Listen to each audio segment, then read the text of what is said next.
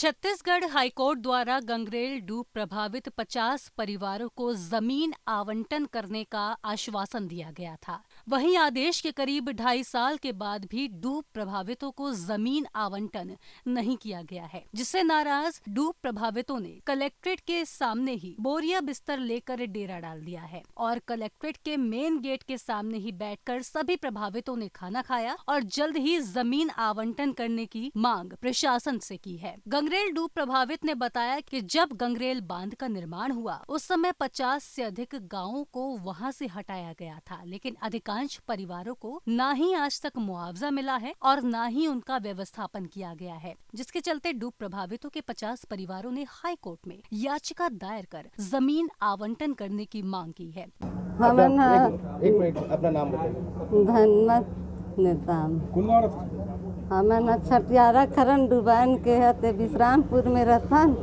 और यदि हमार जमीन जायदाद ला पूरा डुबान में डुबा दी और यदि हमन दर दर के ठोकर खाथन यहाँ लुआ जाथन हमारा कोई जगह जाथन तो सब घुचा देते, उठो उठो भागो भागो कही के सब हमारा निकाल देते। और मुझे कहाँ मिले हमारा सामान अभी लेके आए हैं क्या है?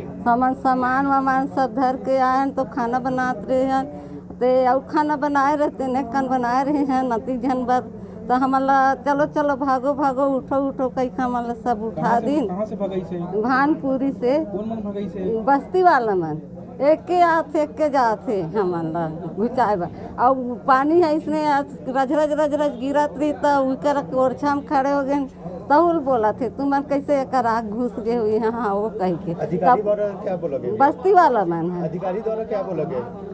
अधिकारी है हमारा तो क्या कहते थे कलेक्टर कराए तो जमीन देख ले और जमीन खोज के वहाँ जाके रहा वैसे कहा थे तो वह तो हमारा कोई जगह रहने नहीं देवा थे तो काज कर डारन जिहाँ जाथन तिहाँ हमारा वही छाल है वे नहीं तो फिर हमार डुबान गंगरेल बांधला फोड़ दे हमारे जगह में जाके हमार रुक सकते। जी मेरा नाम हरिशंकर मरकाम है। क्या समस्या लेकर आए हैं? जी हम लोग गंगरेल डुबान प्रभावित हैं। हमारे को जो है फैसला मिला था हाई कोर्ट से 16/12/2020 को, पर शासन प्रशासन सोई हुई है, हमारे ऊपर किसी भी प्रकार की कोई कार्रवाई नहीं करी, हमारा पुनर्वास नहीं कर रहे हैं, हमारे पर कोई ध्यान नहीं दे रही है। तो उसके मांग के लिए जो है हम बार बार प्रशासन को ज्ञापन दे रहे हैं, शासन को भी नाम ज्ञापन सौंप रहे, पर हमारे पर किसी भी प्रकार की कोई कार्रवाई नहीं कर रही है। आगे कार्रवाई नहीं होगी तो आगे क्या करेंगे? आगे कार्रवाई हो ही नहीं रही थी, हम बार बार ज्ञापन सौंप रहे थे। हम अस्थायी रूप से भानपुरी के पास जो शासकीय जो ज़मीन है वहाँ पर अस्थायी रूप से वहाँ पे हम बसने के लिए गए थे, हम ज्ञापन दिए थे उसके लिए, पर वहाँ से हमको भगा दिया गया। वहाँ पे तहसीलदार जी गए थे, नायब तहसीलदार गए थे, पुलिस प्रशासन भी वहाँ पर गई हुई थी। आगे क्या कदम उठाएंगे? अगर अब वहाँ से हम हट के आए हैं तो फिर यहाँ कलेक्टर के साहब के पास आए, हमारा भाई पुनर्वास किया जाए। हम कहाँ जाएंगे, कितना भटकेंगे हम लोग? इतने साल से भटक रहे थे, जब न्याय कोर्ट के द्वारा जब न्याय मिला तो हमारे साथ तो अन्याय हो रहा है। इस कारण हम यहाँ पर आए हुए हैं ऐसे हैं।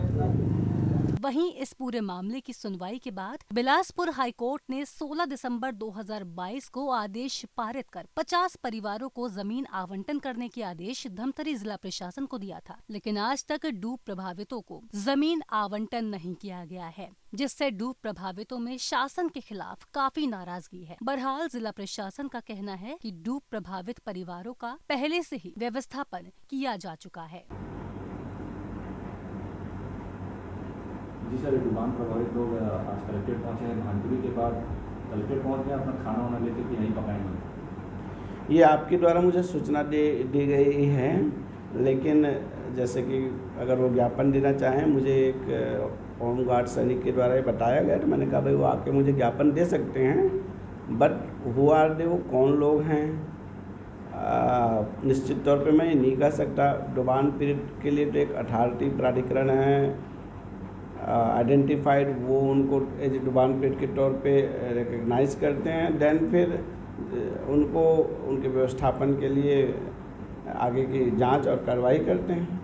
ऐसे हम लोगों ने 176 लोगों को आइडेंटिफाई करके जोगीडीह में ऑलरेडी पट्टा दे रखे हैं।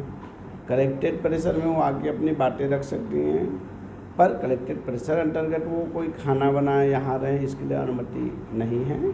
और जैसा कि मैंने खुद ही यहाँ से सूचना दिया कि भाई उनमें से 4-5 डेलीगेशन आ जाए और अपने ज्ञापन मुझे दें, तो अभी तक तो आए नहीं।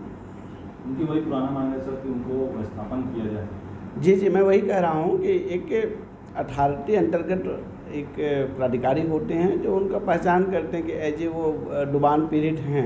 हमारे यहाँ जैसे तटसमन में इरिगेशन डिपार्टमेंट था जहाँ पे वो दस्तावेज भी हैं, अगर वो नाम या सूची दें तो इनका हम जांच करा लेंगे कि क्या वास्तव में वो डुबान पीड़ित हैं, और तदनुसार फिर उनको शासन के द्वारा दिए गए निर्देशों के प्रतिपालन में और माननीय उच्च न्यायालय के दिए गए आदेश के प्रतिपालन में उनको व्यवस्थापन दिए जाने की कार्रवाई जिला प्रशासन के द्वारा की जाएगी।